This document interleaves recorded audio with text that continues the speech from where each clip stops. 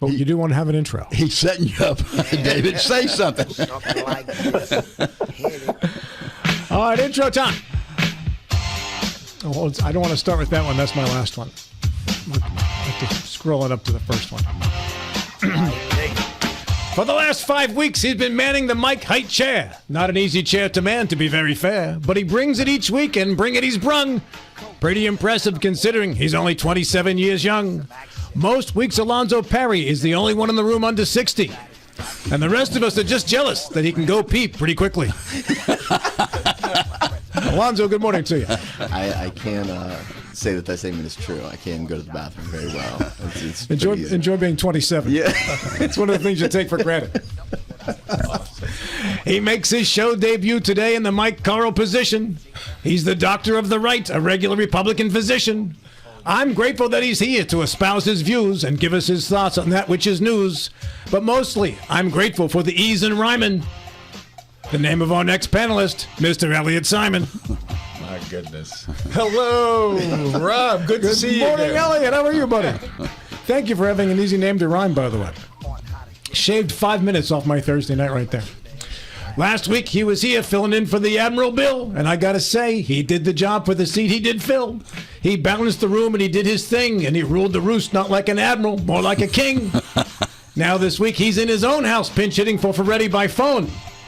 I just hope King David Valente isn't sitting on his throne. Good morning, Mr. Valente. Good morning. How y'all doing? Quite well, thank you.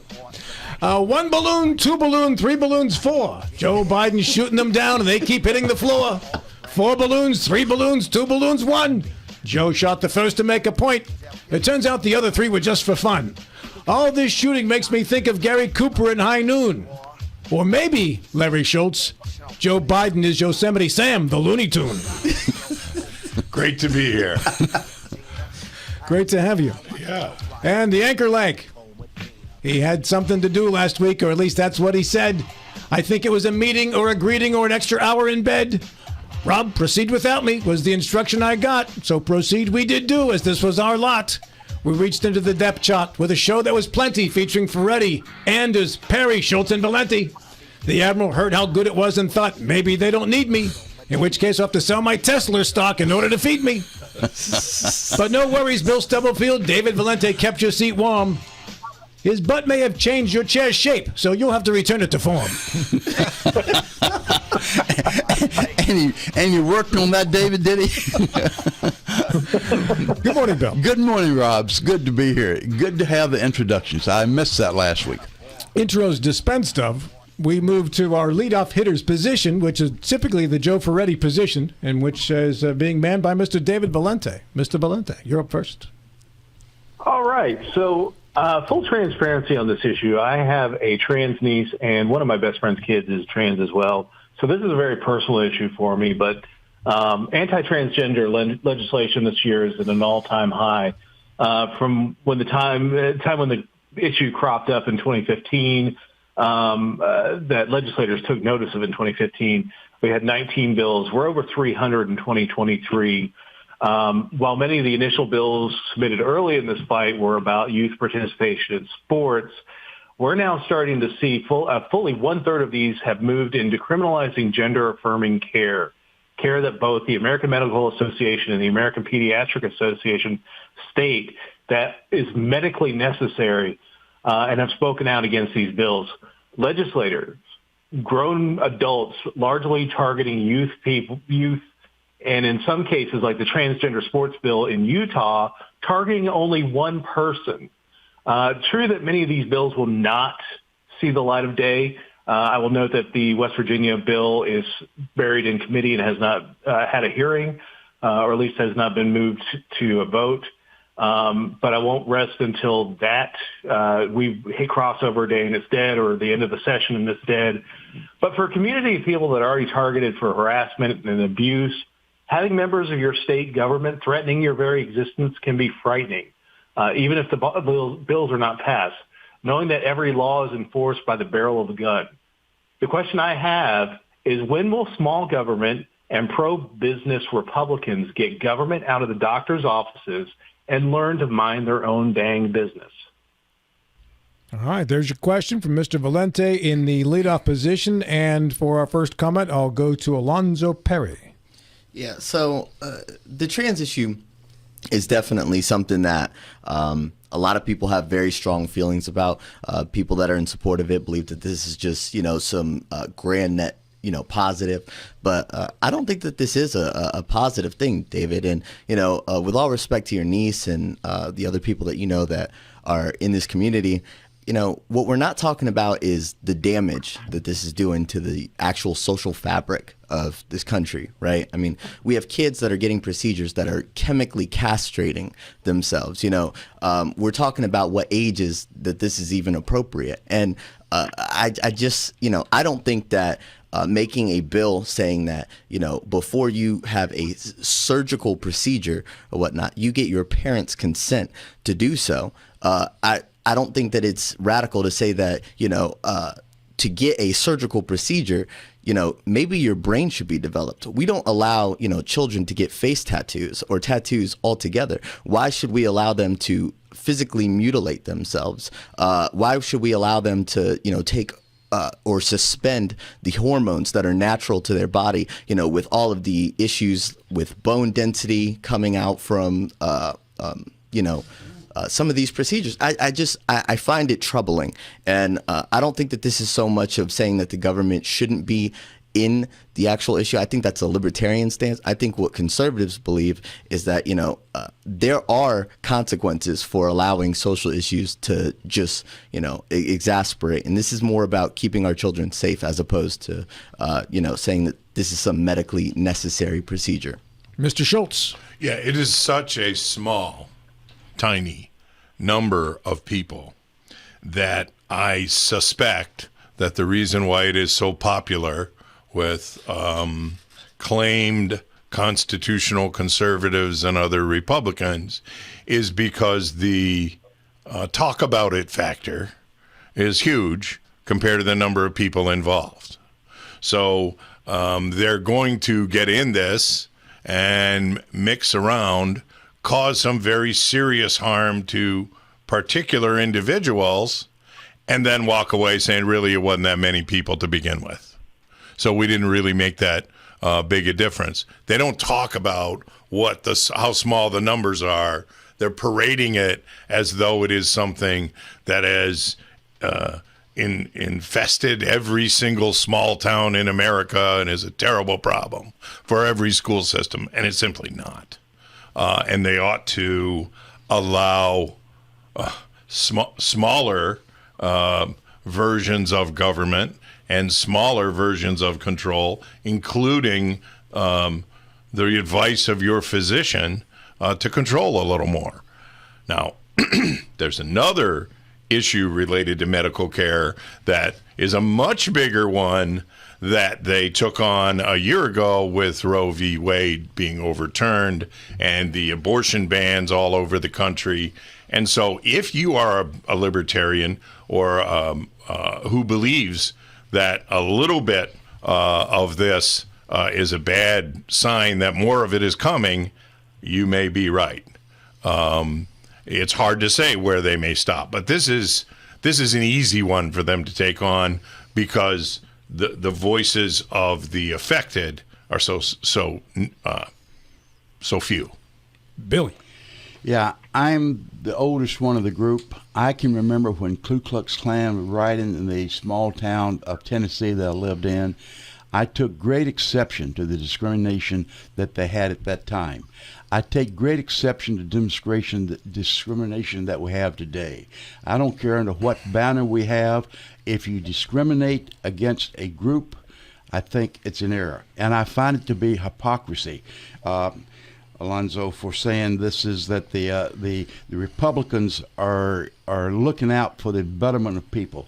What they're doing is if government is interfering with the way I as a Republican want to do something, it's wrong. However, if it's looking out for something that the other guy's doing, they have every right to do it.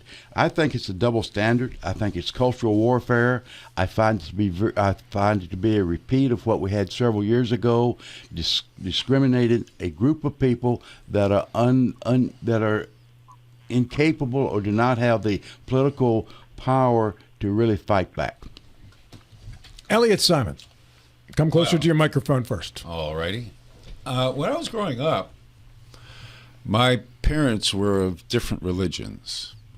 And so my parents taught me some of the tenets of both of their separate religions. And then they told me that when I was old enough, I could choose which religion I wanted to follow and practice. Now, we protect kids. We have a lot of laws to protect kids, and I think this is the key issue here, is we protect children from making choices that they may regret later on in life. Like we say, you can't smoke until you're a certain age. You can't vote until you're a certain age. You can't do a lot of things because adults are supposed to look after and protect children. And that's the key issue here. When you're at the age of majority and you have the wherewithal and you've been educated and you understand a little bit about life, then you can make your own choices. But for now, I think we need to mess with a kid's natural physical, like Alonzo said. I mean, it's child abuse. It's you're mutilating the body that God gave the child, and frankly, it's just plain wrong. So if we pass laws to protect children, I think that's totally appropriate, because once you get to be an adult, then you can make your own choices. And it's not a discrimination issue. David Valente, goes back to you.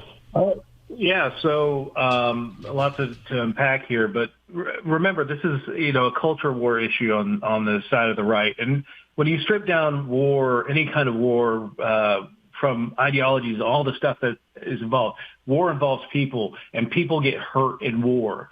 And this is another issue where we're hurting people to score political points, which I think is one of the most base things I could think a government can do.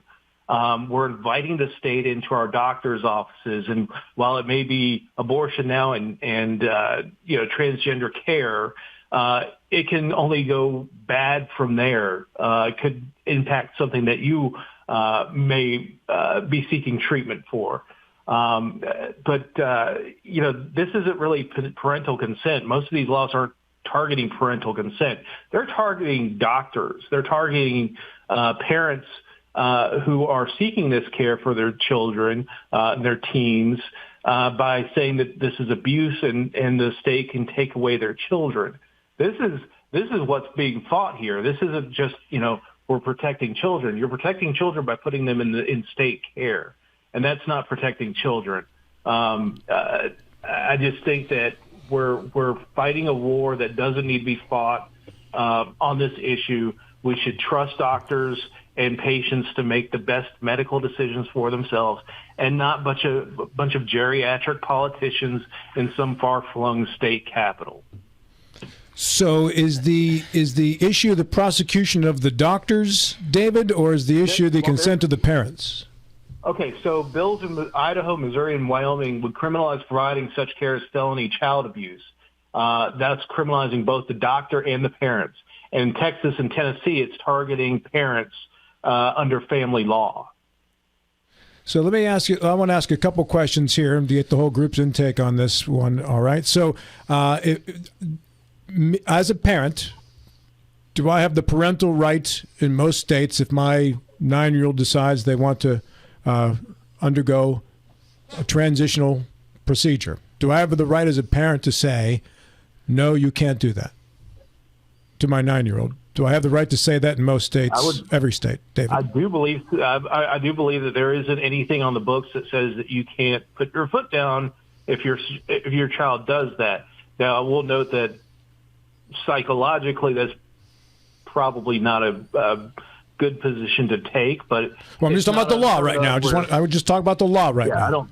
I don't think there are laws right now that say that a parent can't prevent their child from seeking medical care. All right, now, Elliot, Alonzo, if I say I want my child to undergo, I'm okay with that. You're 9 years old. You want to begin transitioning.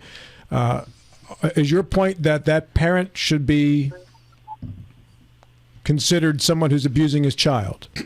I see no problem with that.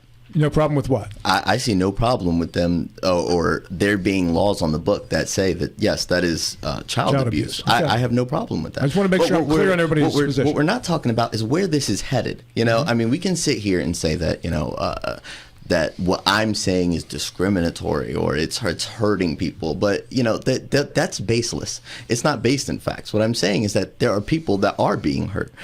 They're being hurt in a multitude of ways. They're being hurt by getting double mastectomies. They're getting hurt by physically removing their body parts. I mean, if I was to say, can a 9-year-old tell their parents that they want to be a cyborg, so they want their arm removed? Are you going to allow that child to do so? No, you would say, you're being a kid, and I understand that you have a good imagination or you're creative or something, but that's not, something that it would be an appropriate medical procedure to go down. Another way that we're hurting people is by, just allowing them to be lied to. Right? That this is some net positive. When you're helping someone, you tell them the truth. And the truth is that this is not a smart path for society to go down. And let's talk about, some of the implications. In California, there was recently a law that allowed transgender people to basically just say that they are transgender, and they will go to the opposite sex jail. And a lot of these people are criminal sex offenders, but because we have allowed this lie to be perpetuated relentlessly, I don't believe that these groups don't have political power. They may not have political power in West Virginia, but we're seeing the implications of this across the country. And we're seeing people being pregnant inside of jails because we're putting criminal sex offender males inside of female prisons or whatnot that say that they have, changed their gender.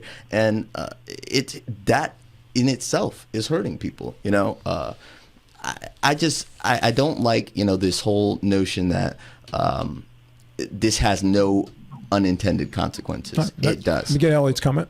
Right.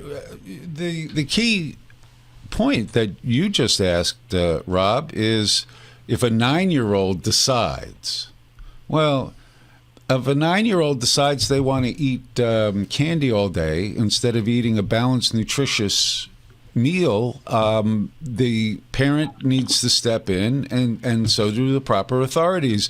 If the parent allows the kid to eat candy all day and the kid's getting sick or the kid is not, healthy, so it's my contention that a 9-year-old isn't qualified to make that decision. If a boy wants to play with dolls, there's really no issue with that. Or if a girl wants to go out and play baseball or do whatever, there's a lot of girls that grow up as tomboys and boys that grow up, where people think they're doing effeminate things. But let the person decide once they're an adult. Do not get involved in this kind of stuff for kids that are minors. Larry? We have a bill pending, as you say, in the West Virginia legislature that is being promoted as this deep concern for children. But right now, I'm looking at the foster care dashboard, and guess what hasn't changed? Still, 1/3 of all Child Protective Services jobs lined up by the state of West Virginia, 1/3 of them are unfilled. So if you want to show me you care about children, West Virginia legislature, do something about this and do it now. There are kids who are not at risk of some sex change operation. They're at risk of being killed by people in their family. Do something about it now. This other thing is a culture war deal. This ain't a culture war, this lack of staffing at CPS. This is an absolute disregard for helpless children. That conservatives also brought to the forefront. If I remember correctly, it was Senator Trump that, had basically lined out, to CPS, hey, this is wrong. How many workers do you have in Berkeley County? How many do you have in Jefferson? No one disagrees with you. I'm not sure, what the Senator contention Rucker is. But introduced the foster one last thing on the actual issue of Bill Rights. transgender people in society. It's we can still treat them with respect. No one has said that we must, be hateful towards them or hurt them. I know, we like buzzwords and we want to say this is a culture war issue. But the last thing that I'm going to say on this is that, this is not a culture war in the sense of, there are people just bashing each other's head. This is what are we going to decide is going to be the moral arc of justice in society. And I don't believe that this is the path that we should go down.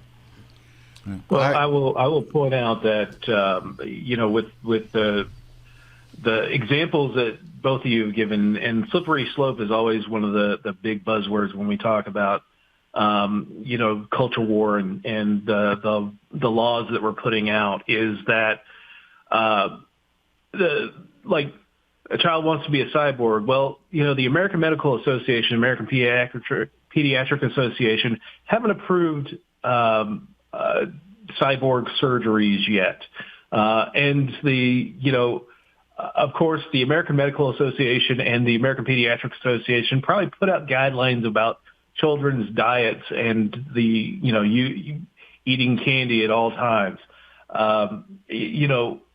Allowing people to have agency in their life and understanding and gravitating towards their true self is not harm. That is, when the American Medical Association and the American Pediatric Association put this out there as this is a good thing, the earlier that you do it once a child identifies this way because of psychiatric outcomes, the amount of suicides that happen in this community, the longer you make these people exist in a false society afraid of showing their own skin, the worse it becomes on their psyche. So if you're really concerned about children and teen suicides and things like that, Mr. Valenti, Mr. Valenti, does a 9-year-old child know its true self? There are a lot of 30-year-olds that don't know their true self. So that to me, I don't understand that term. Just as there are 30-year-olds who don't know their true self, there can be 9-year-olds who know their true self. How do you know? I've talked to a lot of people who have come out as LGBTQ who said, I knew from an early age that I was this way, and that, as I went further and further in life, the longer that I lived a lie, the worse it was for me. Once I was able to come out and be myself, it was much better psychologically for me. So, I mean, we can say that, 30-year-olds don't know their true selves, but we can also say that there are 9-year-olds out there. And it's not just 9-year-olds. I mean, we're talking, for the most part, this is teens that are trying to get this kind of gender-affirming treatment. And again, make this decision between the doctor and the patient. Don't make it between some geriatric politician in Charleston or in Washington. Make it where the decision makes sense that's done at the medical level rather than some legislative thing done to score cheap political points. Friday 5 today, going into the bullpen and bringing out the lefty and the righty and a guy who throws with 3 arms just to balance it out. Don't forget about the knuckleball. Like that scene in Naked Gun where Priscilla Presley goes to slap Leslie Nielsen. He blocks the left, he blocks the right. A third hand comes up and hits him anyway. Hey, we have the 5 today would consist of David Valente and the Joe Ferretti earpiece by telephone. Larry Schultz, Bill Stubblefield, the Admiral, also Elliot Simon in the Mike Carl chair, and manning the Mike Height seat while he's in the legislature in Charleston is Alonzo Perry. Issue number 2, we go to Larry Schultz for that. You lead off the 9 o'clock hour, Larry. As the months have gone by, it seems we're finally getting close to some answers from Georgia, Fulton County DA Fannie Willis, and the U.S. Department of Justice Special Counsel Jack Smith. Who thinks Trump will be indicted in either probe? All right, let's go to Bill Stubblefield first, Mr. Admiral. I don't know. Until the actual data comes out, I don't know. Each one of us has our emotional opinion, and depends which side of the partisan divide or whether or not you like Donald Trump, you're very quickly to make a decision or express the opinion he is guilty, is charged, or he will be, or he's guilty as he may be charged, or it's to use his word, it's a witch hunt. I think this is fascinating. I think the way it's played out in Georgia and bits and pieces are coming out. One of the things that was shown in Georgia, there was no indication of statewide widespread fraud as the president had suggested it would be. Now there's the question of did people lie to the grand jury? That will come out, and the question about Department of Justice, what Jack Smith will do. I don't know. I think there's a lot going to come out the next few months, but I'm not going to jump to the opinion and say is he guilty or not guilty until more information is presented. I'm going to go to Elliot Simon next because, Elliot, I know you and I had conversations in which you sent me information about fraud in certain voting districts. Do you still feel that way? Oh, absolutely. I think there's fraud in everything. There's financial fraud. There's election fraud. But yes, I think there's fraud involved. And Georgia is one of those 6 battleground states where I believe that the extent of the fraud has not come to light yet, and that's just my humble opinion on it. But with regard to what Mr. Stubblefield just said, I wouldn't be qualified to. I agree with him. I mean, let the justice system play out. I'm not going to issue or offer an opinion on all of it. I don't know Donald Trump well enough, and I don't know the situation well enough. That's what the system is for. But what I do know is that what's becoming clear to many Americans is that there's a double standard of justice in this country. And that's really what to watch for in this case. And the double standard is based on what, Elliot? Because there are many folks who feel there's a double standard, but it's from a different perspective maybe than what you're insinuating. Well, just look at the investigations that go on. We come to light of the classified documents that have been found, and there was no raid involved, and yet there was a raid of Donald Trump's Mar-a-Lago complex. So the FBI is very selective on how they pursue things, and I think that that's becoming the opinion of many Americans. Billy? Yeah, counterpoint on that, Elliot. The raid in Mar-a-Lago actually followed several months of negotiation with President Trump and his lawyers, and they had been assured 2 or 3 times that all the material had been turned over to be proven that's not the case. Now, in the case of Pence and Biden, they encouraged the FBI to come in and search. So when you say there's a double standard, I'm not sure from the legalistic aspect there is a double standard. The way the 2 parties responded, there was a double standard. Well, then counterpoint is that from the people on the other side, they say that they were in negotiations with the FBI and there was no need to raid the place, that they would have turned over whatever the FBI asked for. So you obviously know more about this case than I do, but that isn't what I heard. Bill. Well, actually, there's... and I'm not Donald Trump's lawyer, by the way, and I'm not even a huge fan, okay? Yeah. I just want to make that clear. All right, let's go next to the telephone and David Valente. Yeah, I mean, I kind of subscribe to the where there's smoke, there's fire. We're actually seeing a little bit of fire right now with the partially heavily redacted grand jury report out of Fulton County. As far as is Trump going to get indicted out of this one? I don't know. I think there's probably a better chance that he gets indicted out of the special counsel. But even then, they call him the Teflon Don for a reason. So it's hard to tell with Trump and where these investigations. Usually they'll find some guy at a lower level to have him fall on the sword and take the heat. So. I don't know. I mean, there's political will, I know, on the left to get Trump. But I again, why waste taxpayer resources if you're not 100% sure that you're going to get Donald Trump on these charges? It has to be an airtight case. So, but I guess a long-winded way of saying I don't know. Alonzo.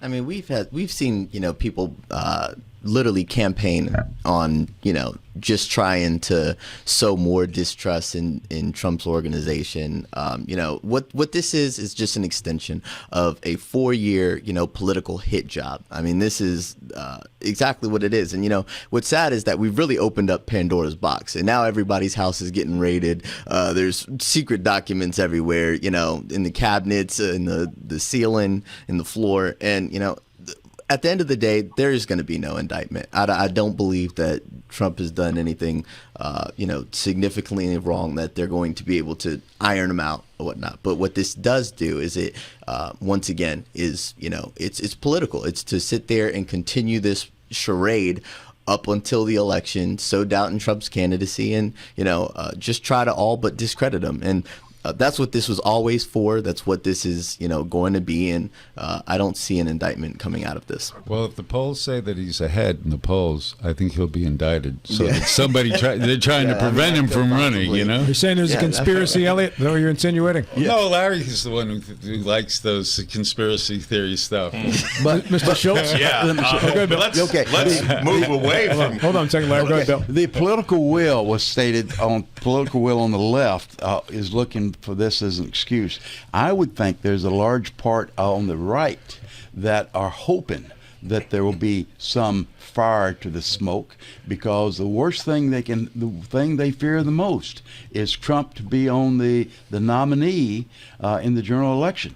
So I don't think you can say it's political conspiracy on the part of the left, Alonzo. I think there's a lot of sympathy on the part of the right. No, I agree. I agree with you, Bill. I think that this is an establishment, conspiracy altogether. I think that this is an establishment, trying to keep him out of the halls of power because, he's exposed a lot of what they've done. You got to realize that everything that he's ran on and everything that he was, campaigned on was being an outsider. And, this is just people like Lindsey Graham and a lot of other weak, lukewarm Republicans, looking at Trump and saying, hey, we don't want you in the halls of power because,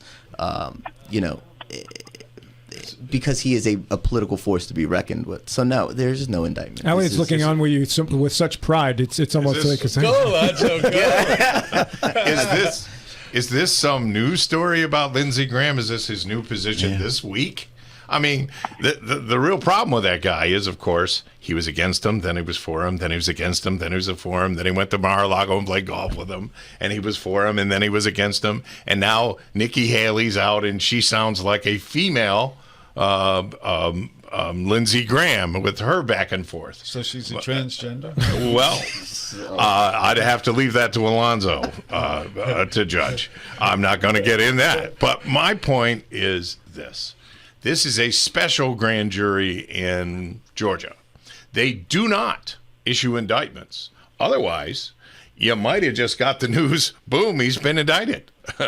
They instead do a deep investigation that included a full-blown investigation of whether there was any significant miscounting of the votes or any kind of fraud that could have had an 11,779 vote effect upon the presidential race. They concluded to a certainty that it did not. There's not a dispute. It's in the report that was released the other day. Mr. Trump's phone call with Brad Raffensperger, the Secretary of State, where he literally tries to get him to find votes that they both know do not exist, is a crime. That's a crime, especially if you're the president of the United States calling a state official. He tried to do it. So I guess my answer to my own question is I do believe he's going to be indicted in Georgia. Not that he's going to be convicted. Not necessarily that he's guilty. I would dispute your facts, but that's I mean, fine. You're let's- entitled to your opinion. Let's be honest. There's nothing illegal about making sure that there is integrity in an election. And what was originally the Trump organization making sure that things were being done correctly.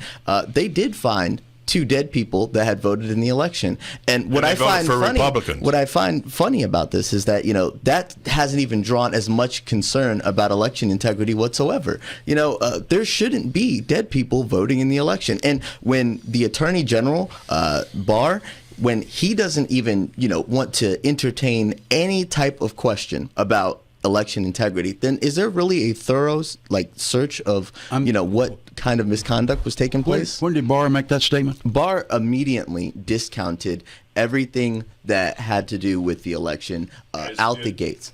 As did the 63 courts that heard these ridiculous lawsuits they filed all over the country and lost. I believe that if you Not are only that, not, but the Arizona they didn't recount lose. that found that Trump, well, not only that, but the Arizona recount that found that Biden had more votes in the election than was originally counted. My hope is that if Donald Trump is convicted, that a special witness for the prosecution will be Ron DeSantis. Well, I'd just like to, Mr. Schultz, I am not aware of any court cases that you're referring to because they didn't lose. They simply were the judges refused to hear them. That's very different. The judges did not refuse to hear them. You got to be very careful yes, with your they language. did. They dismissed them as without merit. Those judgments were taken on appeal in the usual way our court system works, and they lost every time. Now, did they have a whole trial and a jury voted against them? I agree, they did not. It didn't deserve a whole trial. It was In your like, opinion. well, in the opinion of the judge whose job it was to make the call. That's right. And that some of those, in some of the federal courts, were Trump-appointed judges.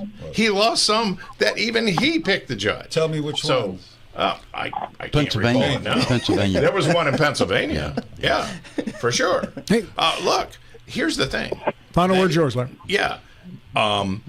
When they filed all those lawsuits, they made an expression of their trust in our judicial system.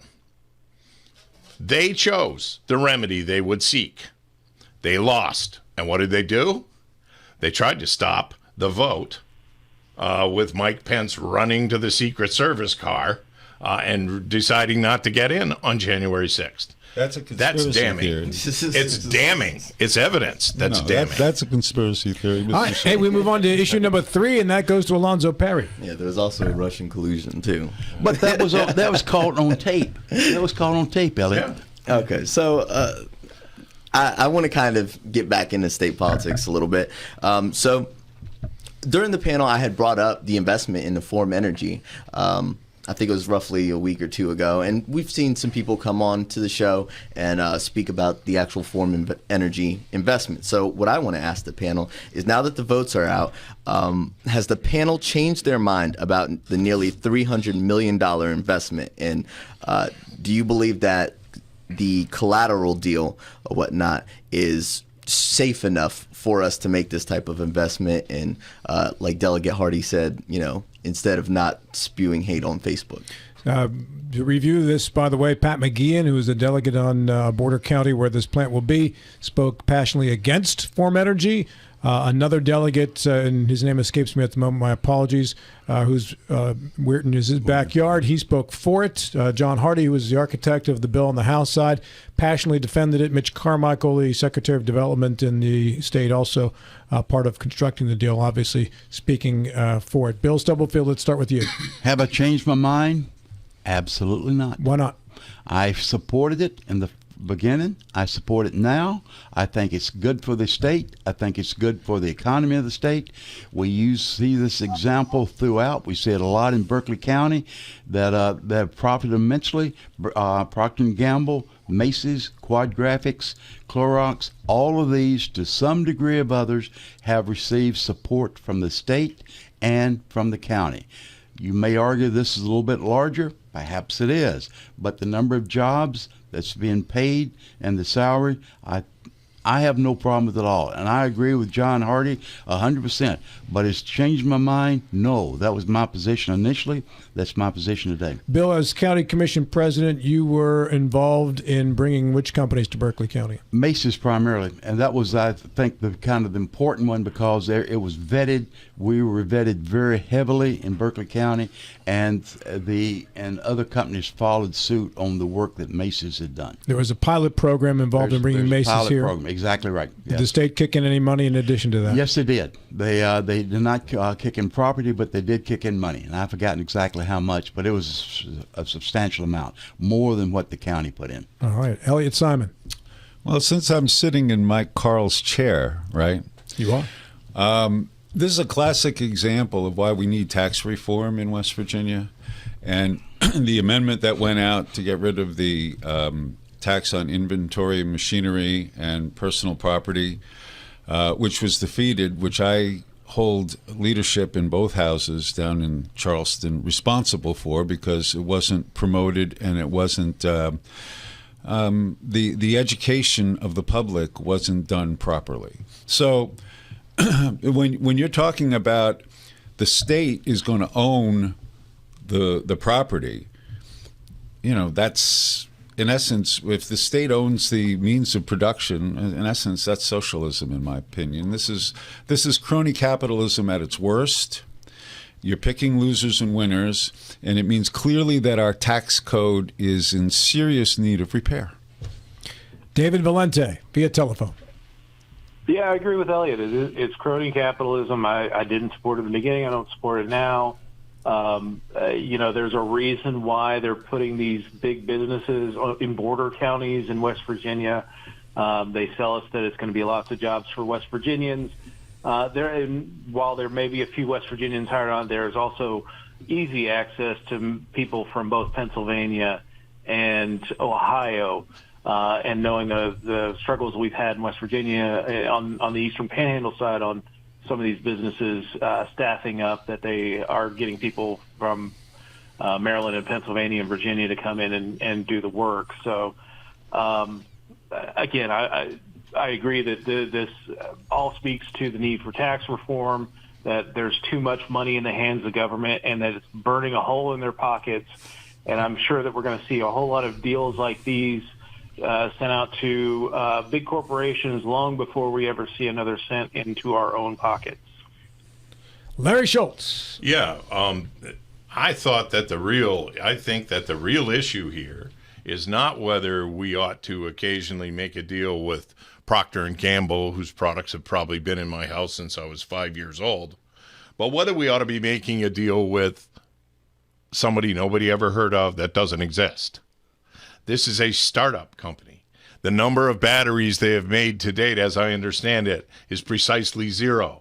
Maybe that's why they keep referring to it, and it wasn't just Alonzo a couple of weeks ago, as energy storage systems. Like that's something different from a battery. A lake, a windstorm, come on.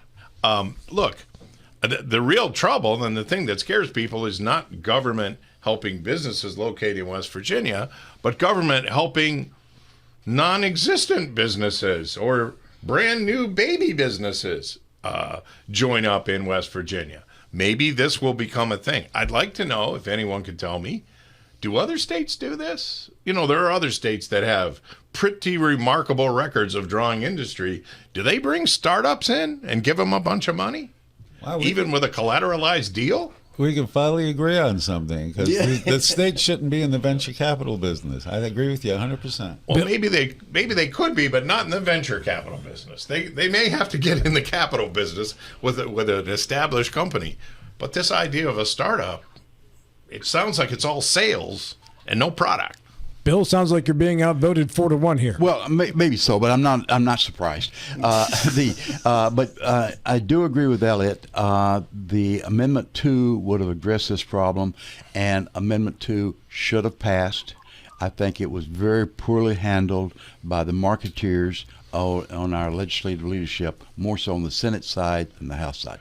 Yeah, it appears that this bill will go through, though. Yes. And we'll have the governor's signature, no question about that at this time. Now we do have one example locally that the property is owned by the state, and that is Quad Graphics. That's the equipment. The land is owned by Quad Graphics, but the equipment itself, which is these large presses, is owned by the state. Like the Toyota factory down in Buffalo, West Virginia. Yeah, I don't know. That was the first one. Well, That was back in the 90s. That's interesting because that relieves the company of the duty to pay property taxes on that very inventory and equipment. Exactly. Yeah. Exactly. That's how they circumvent. That's what Amendment 2 would have fixed. As I've said before, the Quad Graphics has been a phenomenal partner in Berkeley County in so many different ways, but they were given a sweetheart deal that has not been repeated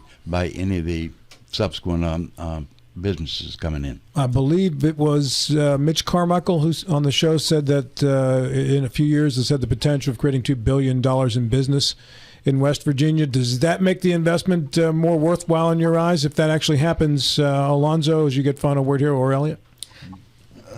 Well, no, I don't think that changes my mind on this. I mean, this is, a bunch of federal grants and money that they didn't raise themselves. And it's also worded in such a way that, we will have to make up the difference as a state if the federal money is pulled basically from this group. So, no, I don't think this is a smart investment. I think that, there's a plant similar to this in Tennessee with the shareholders suing the iron battery company for, failing to do their due diligence and produce what they say that they're going to produce.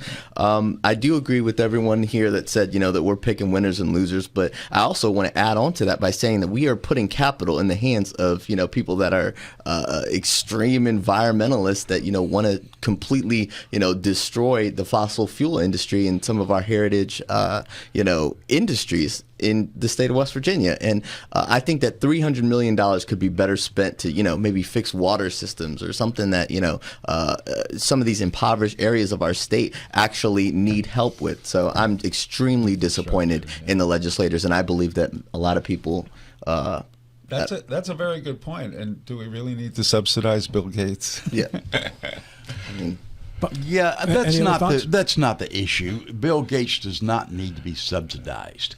It's the fact that we're bringing in 750 jobs with a fairly large guarantee that it's going to work with $63,000 per job.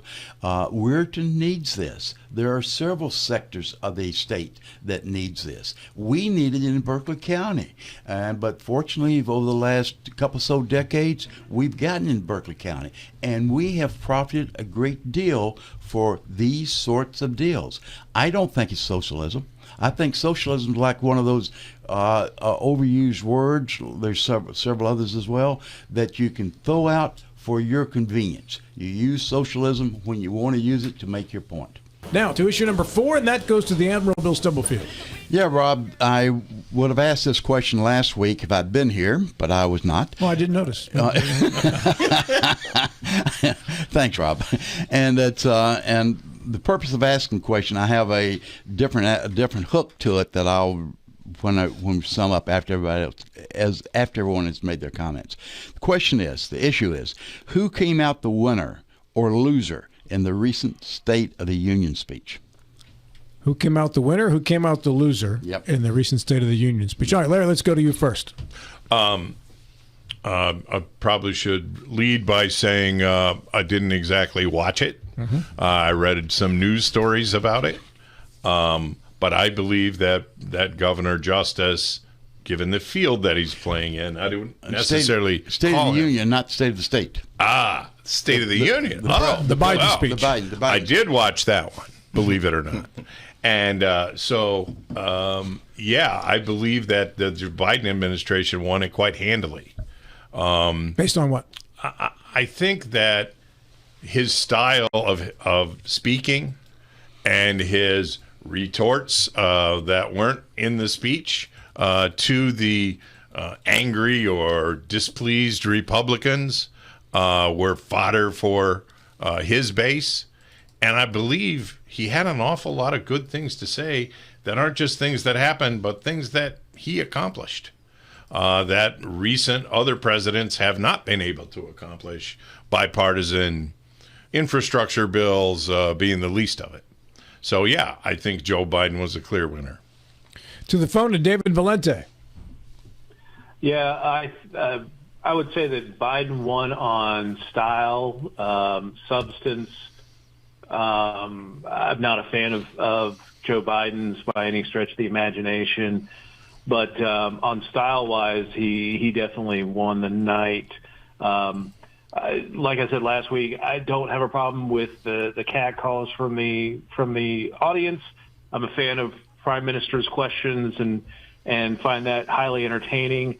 But the way he handled it and the way he and the people who were making the noises really fed into the imagery. And on style, he definitely won. Losers, the Republicans didn't really come out that great. But I always say the losers of State of the Union addresses are the people, because it usually is just a long laundry list of government spending and taking rights and things like that. So a loser would definitely be the people. Did either of you see or catch any clips from Sarah Huckabee's response? I did. Did you think that she enhanced her profile or hurt it? I think she was operating directly out of the modern Republican fear-mongering handbook, and I don't think. We've already got a guy who does that. But did she help herself with the Republican base that might be voting in the next election? I don't think so. How about you? Because if they want that, they can get the real thing. David? I mean, I didn't watch it. I saw some pictures from it, and the media were very good at capturing her in not the best light, but they were having lots of practice at doing that from her time as press secretary for Trump. Whether it helps her, I mean, I don't think that she's going to run for president in 2024, maybe down the line, but she's still relatively young, so I don't think that that's a big priority for her just yet. But largely, it didn't really move the needle any way, either for or against her. All right, so I just throw her name out there to consider that in Bill's winners and losers list. Elliot? Well, I don't look at these things as winners and losers. But Bill's asking you to, so you have to at this point. Yeah, well, no, it's like, yeah, whatever. It's hard for me to pick a winner or a loser of a game I didn't watch, you know. But I didn't watch the rebuttal either, and I'm much more focused. I'm sorry, I'm just more focused on the state and local issues. So, as far as the State of the Union. Well, what was your impression of it? I'm sure you heard some reviews of it in the aftermath. Well, I agree with the commentary that pretty much says that the State of the Union is not too good. And I'll leave it at that. I think that, well, one, let's Sarah Huckabee's speech. I think it was powerful, just talking about overcoming cancer and the messaging with that. She really is a fighter, and, prayers to her. But I think that there's two winners really from this event and one loser. I think that Joe Biden, thanks to the coastal elite media, is, definitely a winner from this. I think that, they've empowered him to, basically make that second run for president, which is also why I think that the Republicans won from this, because, Joe Biden is not going to be a very strong candidate. But, I mean, that's why I think that the Democratic Party were really the big losers in this. It's going to be interesting to see who Joe Biden picks as his running mate. I know Kamala is kind of on the fence of being, actually selected. But I think that if Joe Biden does choose to run for re-election in 2024, they will lose, and they will lose bad. Back to you, Bill. Yeah, I anticipated these responses. Actually, I'm going to throw a different loser in, and that's the loser of being Social Security and Medicare. These are issues that have to be addressed. Social Security is going to run out in 2034. Medicare Part A will run out in 2028 with income from all the reserves being used up. They'll have only income, which pays about 90% of the benefits. The individuals are going to be impacted by Social Security. The Medicare system is going to be impacted by the hospitals and like be by Medicare. This is a third rail of politics. Everybody was afraid to address it. There are a couple of folks that I am not big fans of, but I give them credit for addressing it. That's Rick Scott in Florida and Ron Johnson in Minnesota. There may be others, but these are the two that Wisconsin, I think, for Ron Johnson. But these are the two that I know have been showing some concern about it. We've got to do something about Medicare and Social Security. What President Biden did was effectively take these two issues off of the table.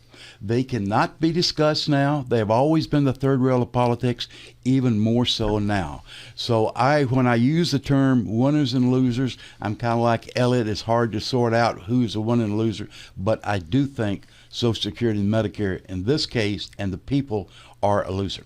Mm-hmm. Yeah, the whole Social Security Medicare issue has kind of been like bluff poker. Yeah. Because the other side waits for the other side to bring it up, and then they pounce on it and then take it off the table. And so that consequently, nobody wants to bring it up. So therefore, you can't talk about it, because if you talk about it, first person to say something gets killed by the other side, and then it becomes the rallying cry. We do need adults in the room like we had in the 70s, when was the last time they addressed a shortfall and attempted to fix it. It's a bad mathematical equation. Both of them are. They are at fault in the way they are created. And until they readdress that and get the math right, the whole idea is just waiting to go bankrupt at a future date. But you can't bring it up because you don't want to lose your next election. That was my point, Rob. I got it. Yeah, and it's a hard enough problem anyway. It was an insurmountable problem because it's been labeled the third rail of politics for decades now. But what happened with the State of the Union was making a very difficult problem even more difficult to address. Well, I believe that arose directly from the sort of things that Rick Scott and others suggested. They weren't suggesting some reworking of the math of Social Security and Medicare. He was suggesting cut it off after 5 years and revote to establish it. That's right. And Lee was the other guy from Utah. There's video of him in 2010 saying the reason I am running is to pull Social Security, Medicare, and Medicaid up by their roots because they have to go. If that's not a fix, let's end it. But you're right, Larry. But when they do that, they're going to get punished. Yeah, but at least they opened the discussion of trying to get it fixed. Now they want to end it. Well, that was their position. But by doing that, they had to, by definition, open the discussion. And now I think the discussion has been virtually closed. And see, I would blame them for opening the decision if in fact they ever intended for a moment to reform Social Security. Opening the discussion by saying, let's end Social Security isn't that it. Are you implying that what Lee supports is just stop paying it? I don't think so. I think it's ending the, honoring the commitments you've made to the people who've paid into it, but figuring out how to maybe end it going forward. But I mean, like Bill says, it gets the discussion. You got to have a discussion. But when you talk about tearing something up by the roots, you're talking about killing it. That's the plant thing. That's what you do if you pull it up by the roots. But this is something shameful that is done by the political left all the time, where they sit there and they attack Republicans that want to do anything with entitlement reform. Anytime there's any question or remark saying that, hey, maybe our entitlement benefits just need to be reworked in some way, they're charged with being, attacking the poor or attacking the elderly, or, and that's what's making it, this fear mongering, issue. And I agree with Bill that, making it this third rail of politics is what's literally going to have, the train fall off the tracks here. So it's disappointing. They none of the three guys we've talked about here, Republican senators, ever said a word about reforming anything. They were all talking about Yeah. ending it. But- and you can't begin the discussion that way. You- You begin the discussion that way, you're going to get what you get. Oh, you can begin a discussion on anything, Larry. Yeah. Yeah, so I don't fault them for So- the position as long as the discussion is open and rational results. So if I have a problem with our huge military budget, I should begin it by saying, let's cancel the military. What? No, I mean, I've opened the door to reform. What? Touche. No, I'm just going to lose my seat and never be heard from again. Right? You promise? It's amazing. All right, final word goes back to you, Bill. I think we finished. I thought it was a good discussion. So, yeah. All right, next time maybe we should propose to not discuss that issue, and that's the way to enhance the discussion. I don't know. That's exactly right. That's a lesson learned from today. Issue number 5 goes to Elliot Simon. Elliot. Oh, my. I'm hitting behind the cleanup hitter, hey? Oh, you're the anchor leg, baby. Oh, okay. You have to bring us home strong. All right. So the 3 issues that I threw out there were, one's a national one, the price of eggs, but it's Really, local. the Biden administration is what you're talking about. Well, that's, I guess, just economics and the paralysis of the federal government, which is why I focus more on state issues. We could talk about ambulance service in Jefferson County, but it's a very specific local issue, because one dear to my heart, because I used to be the chair of the ESA. But let's talk about, since I'm in my Carl's seat again, former tax commissioner and a champion of tax reform. And when I put it out there to a lot of my circle of friends, number one issue that came up is tax reform. And the policies of the last 8-9 years since the legislature turned from blue to red, the state's financial and economic prospects have turned around dramatically. And so now the state government is running surpluses. Now, what to do with those surpluses? And clearly, tax reform is a big thing, I think, that should be on the table. And so, really, from my perspective, the best thing is to let the people who earn the money keep the money, and that income tax on a person's wages is not a good thing. And I don't even think it's, in my humble opinion, it's not a moral thing. So I think that tax reform, one of my ideas for tax reform, and a lot of people, like Mike Carl, for example, is reducing the income tax, the state income tax, or eliminating it entirely, because I think we can afford to do it now, and we have the opportunity. And you want to talk about now being able to bring in projects to places like Weirton, number one across the country in terms of locating businesses, and for people to come to start businesses is where there's no personal income tax. And Tennessee is a prime example of that, where they eliminated the state income tax. And they're prospering mightily. It's one of the great economic stories of our age. So that's what I'd like to throw out, is that. Now, I pose it as a question. What's your question to the rest of the group? What is your position on tax reform, and what form do you, if you're for it, against it, and if you're for it, what form it should take? And let me just throw this out there, too. I heard from Ken Apple during our conversations. He emailed a comprehensive explanation of the marriage penalty to Senator Trump and Delegate Height, explained the current penalty, and demonstrated how SB 424 does not eliminate it, even though they think they have. Ken says, I gave them the solution to the problem. Senator Trump just texted me that he is circulating my email all over Charleston.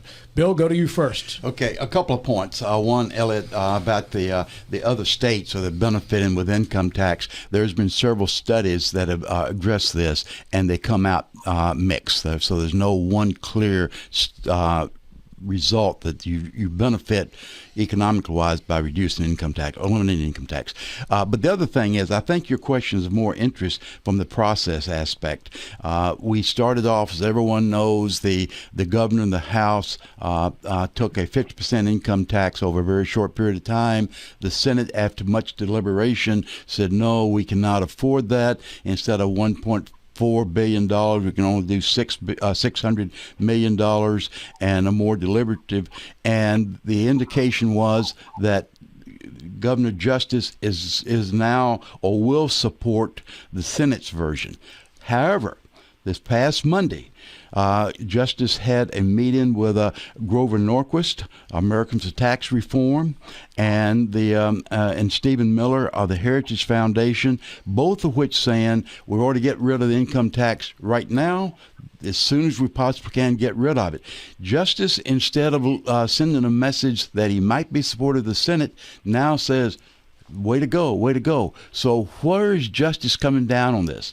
Is supporting the Senate or reverting back to his previous statement? I have no idea.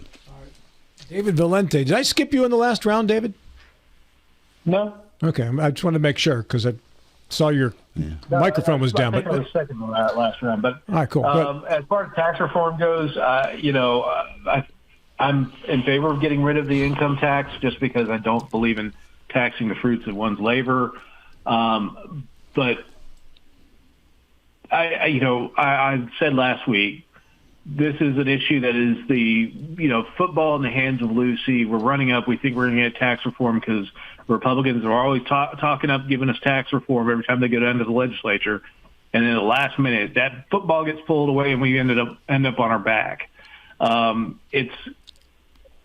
just have no confidence in the legislature at this point of getting something done. They're going to argue. They're going to probably get something through before crossover day, but they're going to continue to argue until the clock runs out and we get sine die on the legislative session. And again, we're going to have tons of money in the hands of politicians going to the next legislative session, which they will probably find another massive corporation to toss all that money at in order to beg them to come here and hire people from Pennsylvania and Virginia and Maryland. So that sounds cynical, David. Hey, we about a minute apiece, so Larry, go ahead. I'm sorry, I had a little bit of cynical in that one. Gotcha. I don't have a very good feeling for what they're going to do. I believe more with the end of what David said. My guess is the tax relief may not happen this time, and in the meantime, they may find some other corporation that wants a big bailout to move to our place and to hire Pennsylvanians and Marylanders to work in our factories. So you're for tax reform? No, I'm not particularly for tax reform. What I'm saying is they've got $1 billion surplus, and a third of the CPS positions are still vacant. And they've had this surplus for a couple of years. So, again, I know that economics is important. I have an undergraduate degree in accounting myself. But what's really important is what we do as a people with this $1 billion. I get where you're going. I got to run out of time. Elijah, you have 30 seconds. There is a section of the budget that is just allocated for government employees, and it's a lot because of there's so many vacancies. That spot is still available for them to pull funds to hire those CPS workers. Now, a lot of what the Senate proposed, I watched Senator Tarr come on here and tell us why we couldn't afford it, and I was just not convinced. They keep passing bills with unfunded mandates. They're throwing subsidies left and right. They live and die by the subsidy, and they're telling us that we can't afford the House plan, which I am in full support of, and I think it's discouraging to hear